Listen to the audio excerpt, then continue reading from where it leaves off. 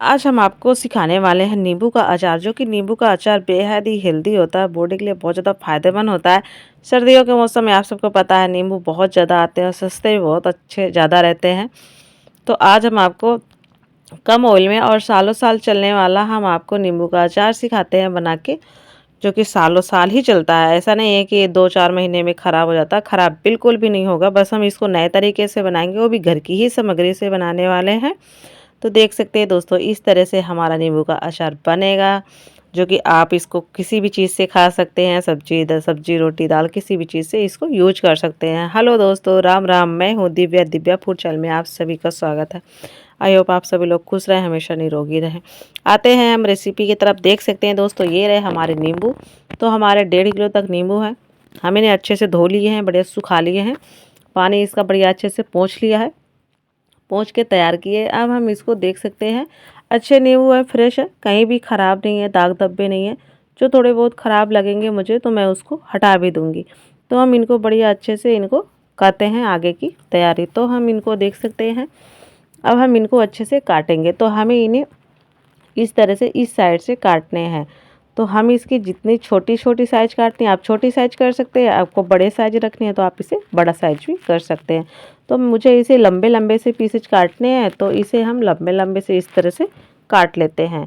बड़े बड़े पीसेज, मतलब बड़े बड़े नहीं, इतने बड़े नहीं करने, छोटे काटे, क्योंकि ये वैसे भी मतलब जब ये आपका अचार तैयार हो जाएगा तो पूर्ण रूप से गल जाएगा, तो ये छोटे छोटे पीस हो जाएंगे। तो देख सकते हैं इस तरह से मैं इन्हें 3-3 4-4 पीसेज कर देती हूँ, क्योंकि जो काफ़ी ज़्यादा बड़ा है ना तो फिर उसका थोड़ा सा प्रॉब्लम हो जाती है। तो इसलिए मैं इसके छोटे छोटे पीसेज कर दूँगी। जहाँ कहीं लगेगा बहुत बड़ा नींबू है तो उसकी मैं 3-3 कर दूँगी एक तरफ से, तो उसमें 4-4 पीसेज हो जाएंगे। तो इस तरह से हमें इनको सारे को कर लेना है। और रहे जो इनके अंदर बीज, तो बीज है, जो भी बीज है, ज़्यादा बीज नहीं रहते, तो हम इनको निकाल लेंगे, ताकि जब खाएंगे तो खाने में बीज आएंगे नहीं। तो हम इन्हें अभी ही निकाल के सारे हटा के तैयार कर लेंगे। तो देख सकते हैं फ्रेंड, मैंने इनके बीज बीज निकाल के तैयार कर लिए हैं। आते हैं हम नेक्स्ट तैयारी की तरफ। देख सकते हैं ये मैंने चढ़ा दिया गैस जला दिया है, और जिसमें चढ़ा दिया है कढ़ाई। तो कढ़ाई में मैंने जीरा ऐड कर दिया है। तो जीरा मैंने 2.5-3 चम्मच ऐड किया है, कच्चा जीरा है। तो इसे हम पहले अच्छे से गैस को कढ़ाई को गर्म कर ले, उसके बाद इसको 1 मिनट के अंदर भूनना है। 1 मिनट के अंदर भून भी जाएगा, जलेगा भी नहीं, आपका जीरा बहुत ही अच्छे से भुन जाएगा। और ये रही मेरी सौंफ। सौंफ भी मेरी उतनी है जितना मेरा जीरा था, तो जीरा और सौंफ दोनों को बराबर मात्रा में है। तो मैं इसे भी अच्छे से इसमें भून लेती हूँ। और अब मैं इसमें अजवाइन ऐड कर देती, अजवाइन भी अभी ऐड करनी थोड़ी बहुत, ताकि थोड़ी तीनों चीज़ है ना, तीनों चीज़ हमारा अच्छे से थोड़ा सा भुन जाए। तो भुना हुआ हम इसको ऐड करेंगे ना, तो इससे जो इसका स्वाद है ना, इसका जो टेस्ट है वो बहुत ही अच्छा आएगा। तो इसलिए हम इसको अच्छे से भून ही लेते हैं। 1 मिनट के अंदर ही भूनेगा, ज़्यादा समय बिल्कुल नहीं लगेगा। तो हम अब इसमें ऐड कर देंगे अजवाइन। अब आती है अजवाइन की बारी। अजवाइन हमने इसमें 2 चम्मच के लमसम लिया, ज़्यादा नहीं लिया है। अजवाइन क्या हमारी बॉडी के लिए बहुत ज़्यादा फ़ायदेमंद होती है, वो हमारी बॉडी के अंदर बहुत ज़्यादा फ़ायदा कर देते हैं, इसलिए अजवाइन ज़रूर इसमें ऐड करेंगे। तो देख सकते हैं इस तरह से, मुझे इसको अजवाइन बाद में मैंने इसलिए ऐड किया है क्योंकि अजवाइन को ज़्यादा हमें वो नहीं करना, भुनना नहीं है, इसलिए मैंने अजवाइन को लास्ट में ऐड किया है। तो इस तरह से इसे हम इसको भी थोड़ा सा हम ऐसे ही कर देते। तो जब तक ये थोड़ा सा गैस बंद करेंगे, थोड़ा वैसे भी ये अभी तो बहुत ज़्यादा गर्म है कढ़ाई, तो उसमें उसको फ्राई कर लेते। तो फ्रेंड, ये जो हमने नींबू काटे थे, हम इसमें ऐड कर दे रहे हैं ये हल्दी पाउडर और ये काला नमक। तो हम इसको ऐड कर देंगे अच्छे से, और इसको बढ़िया से अच्छे से मिक्स करेंगे, क्योंकि हल्दी जो होती है हमारे इसमें बहुत ही अच्छा सा कलर आएगा। तो इसलिए मैंने इसमें पहले काटने के बाद इसमें इसको इस तरह से मिला के इसको रख देंगे बढ़िया सा। पहले तो हम इसको बढ़िया से मिलाते हैं। हल्दी तो मैंने देखा 1 चम्मच पूरा ऐड करी हूँ, ज़्यादा से ज़्यादा ऐड करते हैं। हल्दी नुकसान नहीं करती, बॉडी के लिए बहुत फ़ायदा करती है। आप चाहे तो हल्दी को भी अच्छे से भून सकते हैं, भूनने के बाद ही यूज कर सकते हैं। तो फ्रेंड देख सकते हैं इस तरह से हमें अच्छे से इसको मिक्स कर देना है। मिक्स करने के बाद ही इसको रखना है, ऐसे ही मत रखिएगा।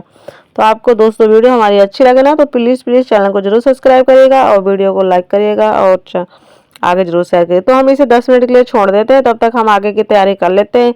ये जो हमारा सौंफ और जीरा वगैरह था, तो हम इसको अच्छे से मतलब थोड़ा सा ठंडा हो गया है, एकदम ठंडा नहीं है, थोड़ा ठंडा हुआ है।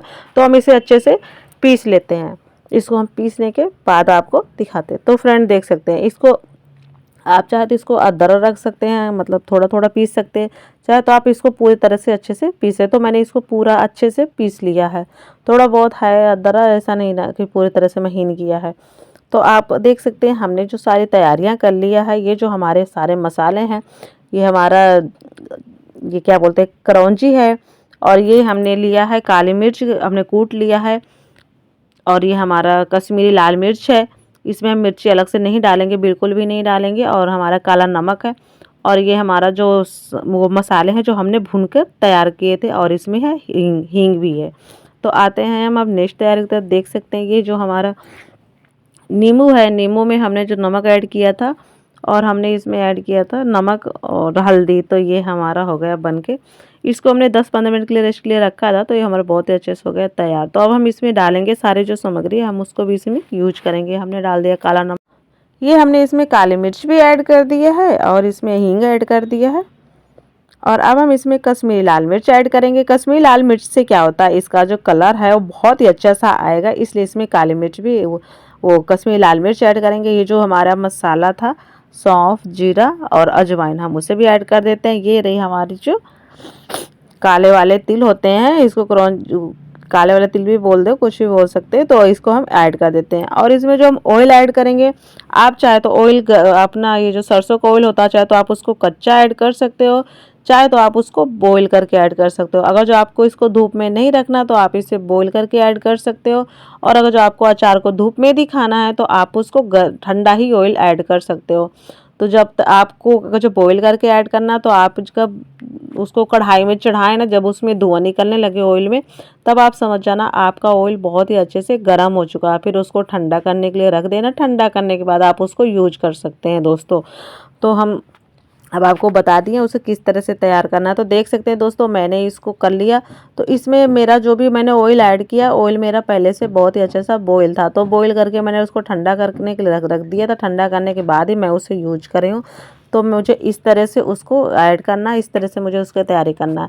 मैं ऑयल चाहे ज़्यादा कम ऐड करेंगे तो भी चलेगा, ज़्यादा ज़्यादा ना ऐड कर ज़्यादा बढ़िया, क्योंकि जो ये हमारा नींबू है, नींबू हमारा बहुत ही ज़्यादा पानी छोड़ता है। तो पानी छोड़ने की वजह से ये हमारा नींबू का अचार कभी नहीं ख़राब होता है, बिल्कुल भी ख़राब नहीं होता। आप इसमें नहीं भी नहीं वो ऑयल डालोगे तो भी चल जाएगा, कभी ख़राब ही नहीं होता, पूरा सालों साल चलता है। तो फ्रेंड देख सकते हैं इस तरह से मैंने इसको तैयार किया है, नींबू का अचार। आपको मेरा ये रेसिपी अच्छी लगे ना, तो प्लीज़ प्लीज़ इस वीडियो को ज़रूर आगे से आगे आप शेयर कर दीजिएगा। तो देख सकते हैं इस तरह से आप घर पर तैयार करें, वो भी घर की सामग्री से। और वीडियो को शेयर करना और वीडियो को लाइक करके ज़रूर बताइएगा, कमेंट करके आपको हमारी